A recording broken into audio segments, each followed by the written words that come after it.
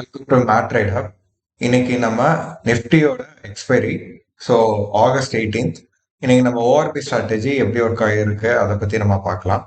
So என்கிட்ட indicator இருக்கு, ORP indicator இருக்கு. அதை நான் எனேபிள் பண்ணனே எனக்கு இன்னைக்கு வேல்யூஸ் 24,100 கால் ஆப்ஷன் 111 அப்படிங்கிற வேல்யூவும் 24,400 புட் ஆப்ஷன் 146ங்கிற வேல்யூ எனக்கு ஷோ ஆயிருக்கு. ஸோ இப்போ நான் இந்த ரெண்டு வேல்யூவும் ரெண்டு ஸ்ட்ரைக்கு நான் ஆல்ரெடி லோட் பண்ணியிருக்கேன். ஸோ அதோட வேல்யூஸை நான் மென்ஷன் பண்ணிக்கிறேன். லைக் இது கால் ஆப்ஷன்ல 111ங்கிற வேல்யூ எனக்கு சொல்லியிருக்காங்க.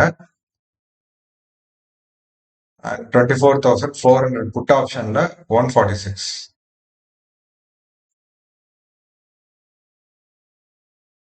ஓகே,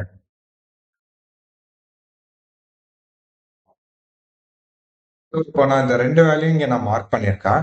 ஸோ நம்ம இப்போ ஸ்பாட்ல ஃபர்ஸ்ட் 5 மினிட்ஸ் கேண்டிலோட open and low, high and low, sorry, ரெண்டையுமே நான் மார்க் பண்ணிக்கிறேன். இப்போ பாருங்க, மார்க்கெட் இன்னைக்கு நம்மளுக்கு தேர்ட் 5th மினிட் கேண்டிலே நம்மளுக்கு என்ன ஆயிடுச்சு அப்படின்னா பிரேக் அவுட் ஆகிற மாதிரி இருந்தது, மேலே போச்சு. பட் இப்போ நம்ம கண்டிஷன் படி என்னன்னா, மேலே பிரேக் அவுட் ஆகுது அப்படின்னா நம்ம கீழே புட் சைடு இருக்கிற ஆப்ஷன்ஸை நம்ம செக் பண்ணணும். அப்போ அந்த வேல்யூக்கு கீழே அவங்க இருந்தாங்கன்னா மேலே கண்டிப்பா போகும். ஒருவேளை அவங்க அதை ரெஸ்பெக்ட் பண்ணிட்டு மேலே போறாங்கன்னா நம்மளுக்கு ஸ்ட்ராங்கா கீழே தான் விழுக போறாங்கிறது நல்லா தெரியும். சோ அதுபடி பாத்தீங்கன்னா நம்மளுக்கு இந்த கேண்டில் மேல பிரேக் ஆகிற மாதிரி இருந்தது. அப்பவே பாத்தீங்கன்னா இதை பிரேக் பண்றமா பண்ணிட்டு லாஸ்ட் மினிட்ல விக் அடிச்சுட்டு இப்போ நம்மளுக்கு மார்க்கெட் ரிவர்ஸ் ஆகிற மாதிரி ஆயிடுச்சு. சோ இப்போ எனக்கு கன்ஃபார்மா ஓரளவுக்கு தெரிஞ்சிருச்சு மார்க்கெட் இதை ஒரு சப்போர்ட் ரெசிஸ்டண்டா எடுத்திருக்கேன்னு. நான் அதையுமே இங்க நான் மார்க் பண்ணிக்கிறேன். இந்த ரெண்டு லைனை நான் என்னென்ன மார்க் பண்ணிருக்கேன்னா கொடுத்திருக்கேன்னா இது சப்போர்ட் ரெசிஸ்டன்ஸ் லைன் நான் கொடுத்திருக்கேன். சோ எனக்கு இப்ப மார்க்கெட் இங்க இருந்து சப்போர்ட்டா கன்சிடர் பண்ணிட்டு மேல போறாங்கன்னு தெரிஞ்சதுக்கு அப்புறம் புட் சைட் மேல போறாங்கன்னா அப்ப மார்க்கெட் கண்டிப்பா ஸ்பாட்ல கீழே தான் விழுக போறாங்கிறது எனக்கு தெரிஞ்சிருச்சு.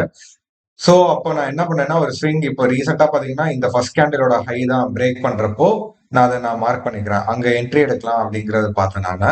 சோ அதோட வேல்யூ பாத்தீங்கன்னா 175. நான் ஒரு 176ல நான் என்ட்ரி எடுத்திருந்தேன்னா 146ங்கிறது என்னோட எஸ்எல் நான் மெயின்டைன் பண்ணியிருந்திருப்பேன், which mean almost like 30 points SL. But நான் இன்னைக்கு இந்த பெரிய ரிஸ்க் எடுக்கிறதுக்கு நான் ஓகே தான் நான் வெயிட் பண்ணிட்டு இருந்தேன். ஸோ இந்த 30 பாயிண்ட்ஸ் எஸ்எல்க்கு எனக்கு இதை பிரேக் பண்றப்பவே நான் எடுத்துட்டேன். கிட்டத்தட்ட எனக்கு 9:30 கேண்டில் அப்பவே எனக்கு வந்துருச்சு. 9:35 கேண்டில் அப்போ எனக்கு என்ட்ரி எடுத்துட்டு ரொம்ப நேரம் இன்னைக்கு ஆக்சுவலா கன்சால்டேஷன் ஆச்சு. ஸோ என்னோட டார்கெட் நான் எங்கங்கிறத நான் வெயிட் பண்ணி பார்த்துட்டு தான். ஸோ ப்ரீவியஸா நான் பார்த்துக்கிட்டே இருந்தேன். எனக்கு ப்ரீவியஸா பாத்தீங்கன்னா எனக்கு ரொம்ப நாளைக்கு முன்னாடி தான் ஒரு ஸ்விங் இருந்தது. ஸோ அந்த ஸ்விங்கை நான் ஐடென்டிஃபை பண்ணேன் அப்படின்னா ஆல்மோஸ்ட் இங்க இருக்கு. ஸோ இந்த ஸ்விங்கோட சம்திங் இந்த இடத்துல நான் டார்கெட் நான் ஃபிக்ஸ் பண்ணியிருந்திருக்கலாம். பட் ரொம்ப தூரம் இருந்ததுனால எனக்கு இது ரொம்ப சேஃபாகவும் படல. ஸோ இன்னைக்கு நான் என்னன்னா முடிஞ்ச அளவு ட்ரைலிங் ஸ்டாப் லாஸ் நான் இது பண்ணாம எனக்கு ஒரு தேவையான பாயிண்ட்ஸ் கிடைச்சுன்னே நான் வெளியில வந்துடலாம் அப்படிங்கிற மைண்ட் செட்ல நான் இருந்தேன் நான். ஏன்னா எனக்கு ஒரு ஒரு கண்டிப்பான ஒரு டார்கெட் எனக்கு தெரியல. ஸோ அதுக்கப்புறம் பார்த்தீங்கன்னா மார்க்கெட் லாங் கன்சால்டேஷனுக்கு அப்புறம் மேலே போனாங்க, கொஞ்சம் கொஞ்சமா போனாங்க. ஸோ எனக்கு மேக்ஸிமம் ஹை அப்போ போனதுன்னு பார்த்தீங்கன்னா 176ல இருந்து ஆல்மோஸ்ட் லைக் எனக்கு ஒரு 50 பாயிண்ட்ஸ் பக்கம் கொடுத்ததுன்னு நினைக்கிறேன். ஆமா. ஸோ பண்ணியாச்சு. ஸோ இப்போ பார்த்தீங்கன்னா எனக்கு இங்க 176ல இருந்து ஒரு 50 பாயிண்ட்ஸ் பக்கம் போச்சு. 50 பாயிண்ட்ஸ் போனதுக்கு அப்புறமே நான் என்னோட என்ட்ரி என்ன பண்ணிட்டேன்னா நான் ட்ரைலிங் ஸ்டாப் லாஸ் தூக்கி நான் ஒரு 40 பாயிண்ட்ஸ் நான் லாக் பண்ணிட்டேன். ஸோ ஒரு வேலை இங்க இது வர டார்கெட் போச்சுன்னா ஓகே, இல்லாட்டினா எனக்கு வரட்டும்னு நினைச்சேன். பட் இந்த கேண்டில் சேம் கேண்டில்லே எனக்கு 53 பாயிண்ட்ஸ் போயிட்டு அது 40 பாயிண்ட்ஸ் எனக்கு எஸ்எல் ஹிட் ஆயிடுச்சு. ஸோ ட்ரைலிங் ஸ்டாப் லாஸ்ல இன்னைக்கு நான் புக் பண்ணது ஒரு 40 பாயிண்ட்ஸ், பட் மேக்ஸிமம் போனது 53 points.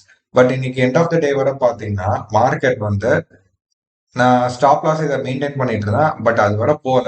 But last like almost like 325 கேண்டில்ல பாத்தீங்கன்னா நான் எக்ஸ்பெக்ட் பண்ண டார்கெட்டுக்கு போயிருந்தது. பட் அவ்வளவு தூரம்லாம் எனக்கு பேஷண்ட்ல ஃபுல் டே எல்லாம் கன்சல்டேஷன் பண்ணி போற மாதிரி எனக்கு பேஷண்ட் இல்லை.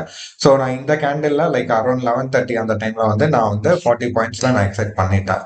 ஸோ இன்னைக்கு நான் இந்த ஒரு என்ட்ரி தான் எடுத்திருந்தேன். அதே மாதிரி கீழே இந்த கேண்டில் பிரேக் ஆகிறப்போ நான் என்ன 10:45க்கு நான் என்ன பண்ணியிருந்தேன் அப்படின்னா 10:45க்கு கீழே நமக்கு பிரேக் ஆகிறப்போ கால் சைடு நம்ம பார்க்கணும். ஸோ கால் சைடு வந்து நான் பார்த்தேன். ஸோ ஸ்ட்ராங்கா கீழே பிரேக் ஆகிறப்போ 10:40 கேண்டில் நம்ம பார்க்கலாம். ஸோ 10:40 கேண்டில் இன்னும் மேலதான் இருந்தாங்க. ஸோ இவ்வளவு தூரம் வந்துட்டு ரிவர்ஸ் ஆவாங்கன்னு நான் பார்த்தேன். பட் எதுவும் ஆகல. பட் இந்த இடத்துல தான் நம்மளுக்கு ஸ்ட்ராங் பிரேக் ஆகும் எதுவும் தெரியல. ஸோ அதனால நான் வந்து ஃபுல்லா வந்து புட் சைடே ஃபோக்கஸ்ல பண்ணியிருந்தேன். எனக்கு இந்த ஒரு கேண்டில் தான் எனக்கு நல்லா பிரேக் ஆச்சு. இந்த கேண்டில் பிரேக் ஆகிறப்பவே எனக்கு தெரிஞ்சிருச்சு ஓகே மார்க்கெட் வந்து இங்க பிரேக் ஆனதுக்கு அப்புறமே நான் என்ன கன்சிடர் பண்ணியிருந்தேன்னா புட் சைடு தான் மார்க்கெட் வந்து கன்ஃபார்மா டிராவல் பண்ண போறாங்கிறது எனக்கு தெரிஞ்சது. ஸோ அதனால இந்த கேண்டில் நான் வெயிட் பண்ணியிருந்தேன். ஸோ இந்த கேண்டில்ல நம்மளுக்கு புட் சைடில் 11:30 கேண்டில் எனக்கு 53 பாயிண்ட்ஸ் போயிருந்ததுக்கு என்ட்ரில இருந்து. பட் ஃபைனலா நான் புக் பண்ணது என்னமோ 40 பாயிண்ட்ஸ் தான் ட்ரைலிங் ஸ்டாப் லாஸ்ல புக் பண்ணியிருந்தேன்.